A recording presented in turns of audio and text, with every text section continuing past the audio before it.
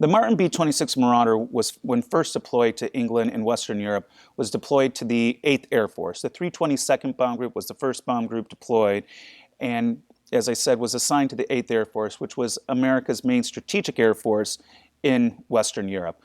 Usually with heavy bombers like B-17s and B-24s, they would do long-range missions and bomb factories and bomb oil refineries with the idea of destroying the manufacturing capability of the German Reich.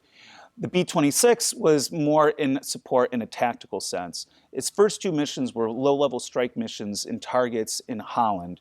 Those first two missions were utter disasters. The first one, they lost quite a few of them. The second mission, they lost all the aircraft in that strike.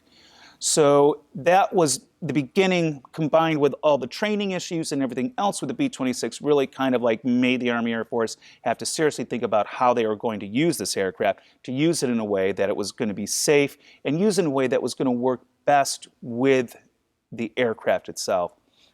And that's where they kind of reinvented the mission of the B-26. Instead of doing low-level strike missions, which just were not going to work in Europe with all the heavy anti-aircraft defenses and radar and fighter resources that the Reich had, they moved to doing medium-level strike missions, which these were about 10,000 to 15,000 feet max. Different compared to the 8th Air Force strategic bombers that were flying at 20,000 feet plus in the high cold air on oxygen.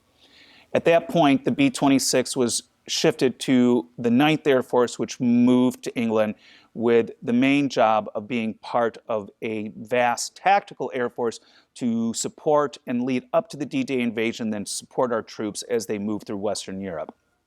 So I talked a bit about what the strategic strikes did, attacking factories and oil refineries. With tactical missions, you're bombing more the supply lines and the troops themselves and the lines of communication. So B-26s would start striking bridges, marshalling yards or rail siding, troop concentrations, armor concentrations, ammo depot, fuel depots, airfields, things of that nature.